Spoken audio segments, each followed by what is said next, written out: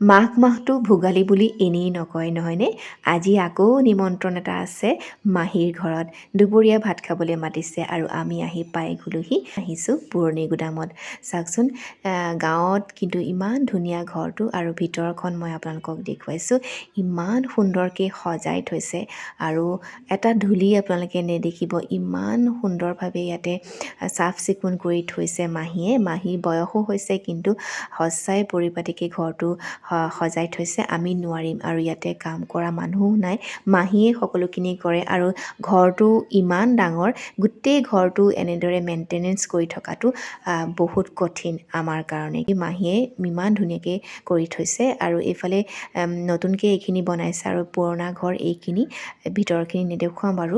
আৰু ওপৰত মাহীহঁতে এতিয়া বনায়, আকৌ ওপৰত আছে। ভাড়া দিয়া নাই, নিজেই মাহীয়ে গোটেইখিনি চাফ চিকুণ কৰি ৰাখিছে। আৰু চাওক ইমান ধুনীয়াকৈ ফুল সজাই থৈছে চিৰিখিনিত।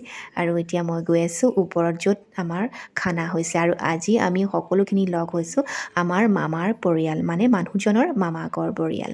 আৰু এইটো পাকঘৰ আৰু তলতো এটা পাকঘৰ আছে আৰু এয়া বেডৰুম এইফালে। আৰু এইজনী আইতা চাওক। তোমাৰ কাম হৈ গ'ল। ছোৱালীজনী বিয়া কৈ আছে পাতি পেলাই কোনো ল'ৰাটো আইতাকো লৈ আহিছে। আইতা ভৰিটো ভাঙিলে তথাপি মনোবলটো ইমান বেছি আইতা চিৰিত খোজকাঢ়ি আহিছে।